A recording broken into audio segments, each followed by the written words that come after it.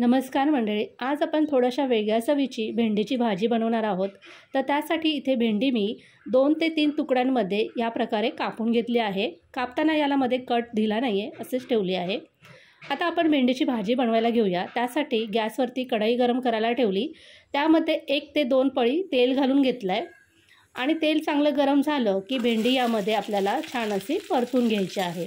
आता ही भेंडी आपण तेलामध्ये 70 ते 80% शिजून घेणार आहोत। जर तुम्ही तेलामध्ये भेंडी 70 ते 80% शिजून घेतली तर भेंडीची चव ही अजूनही दुपटीने वाढते। यामध्ये मसाले आपण जेव्हा घालतो की नाही, ते मसाले घातल्यानंतर भेंडीला अजूनही छान अशी चव येते।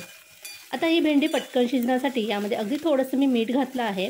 मीठ घातल्यानंतर परत एकदा हे छान असे परतून घ्यायची। इथे बघा, भेंडी आपली छान अशी शिजली आहे। आता ही आपण काढून घेऊया। जर तुम्ही अशा पद्धतीने कधी भेंडीची भाजी बनवली नसेल तर जरूर एकदा बनवून बघा आणि खाऊन बघा, नक्कीच तुम्हाला ही भाजी आवडेल। आता परत यामध्ये थोडंसं आपण तेल घालूया। नंतर मोहरी घालायची आणि जिरे घालायची। मोहरी आणि जिरे छान तडतडल्यानंतर यामध्ये थोडासा हिंग घातला तरी चालेल, लसूण ठेचून घातला तरी चालेल, मी नाही घातला आहे। आणि अशा पद्धतीने मी लांब लांब आकाराचा कांदा कापला आहे आणि तो यामध्ये घातला आहे। मीडियम आकाराचा कांदा घेतला होता, असा लांब पद्धतीने कापला आहे। आता कांदा छान असा परतून घ्यायचा लालसर होईपर्यंत। नंतर यामध्ये काही मसाले घालायचे, लाल तिखट, हळद पावडर आणि गरम मसाला। आता हे सगळे मसाले आपल्या आवडीनुसार, आपण जेवढं तिखट खातोय त्यानुसार घालून घ्यायचे।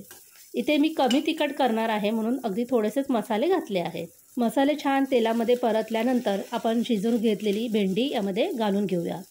भेंडी घातल्यानंतर मी अर्धा टोमॅटो बारीक असा चिरून यामध्ये घातला आहे। टोमॅटो आपण अगोदर नाही घातला कारण की तो जास्त शिजला असता। आपल्याला तो भाजीमध्ये असा मस्तपैकी दिसला पाहिजे म्हणून मी नंतर हा टोमॅटो घातला आहे।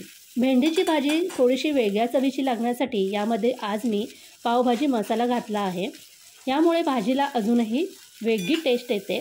जर तुमच्याकडे पावभाजी मसाला नसेल तर मॅगी मसाला असतो की नाही, तो घातला ना तरीसुद्धा भाजीला खूप अशी वेगळी टेस्ट येते।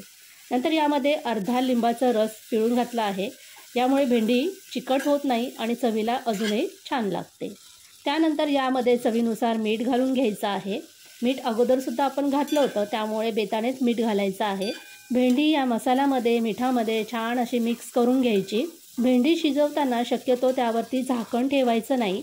झाकण ठेवले ना तर भेंडी जास्त चिकट होते, म्हणून झाकण न ठेवता भेंडी शिजवून घ्यायची। ऑलरेडी आपण भेंडी शिजवून घेतली होती, त्यामुळे इथे जास्त वेळ लागत नाही आहे भेंडी शिजायला। वरून शेंगदाण्याचा कूट घालायचा, 2 ते 3 चमचे भरपूर अशी कोथिंबीर घालायची आणि परत एकदा ही मिक्स करून घ्यायची। इथे अगदी झटपट आपली भेंडीची भाजी वेगळ्या चवीची तयार झाली। टिफिनसाठी म्हणा किंवा नाश्त्यासाठी तुम्ही ही पटकन बनवू शकता। आजची ही भेंडीची भाजी जर तुम्हाला आवडली असेल तर नक्कीच या भाजीला आणि ह्या व्हिडिओला लाईक करा, कमेंट करा आणि चॅनलला सबस्क्राईब करा।